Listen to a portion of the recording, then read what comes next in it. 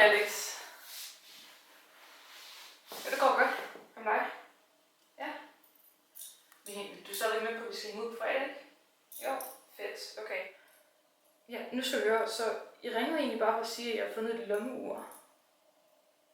Altså, nej, jeg fandt din bedstefars gamle rodekasse.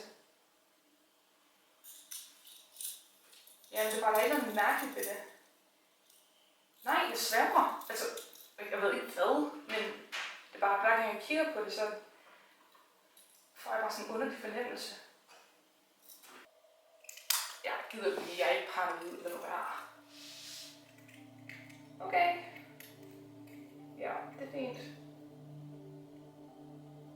Ja, okay, hej. Ses.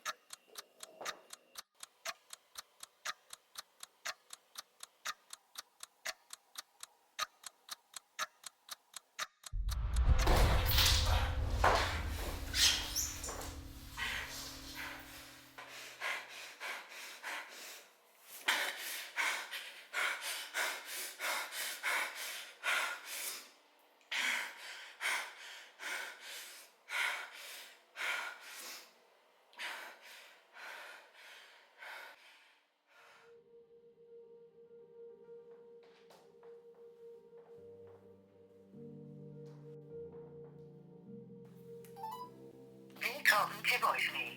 Personen, du har ringet til, kan ikke besvare dit kald. Indtal din besked efter tonen.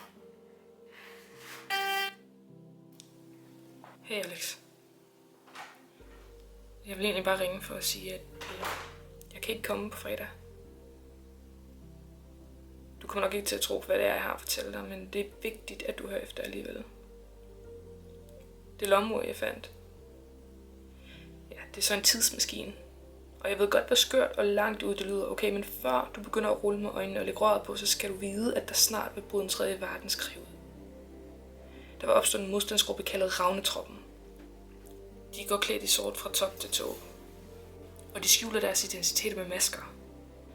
Desto mindre man ved, jo længere lever man, så sørg for at skjule din identitet godt. De skal nok passe på dig. Jeg rejser. Du kommer ikke til at se mig igen, og du skal ikke lede efter mig. Jeg kan ikke blive her. Jeg nægter at gå igennem det igen. Du må passe på dig selv.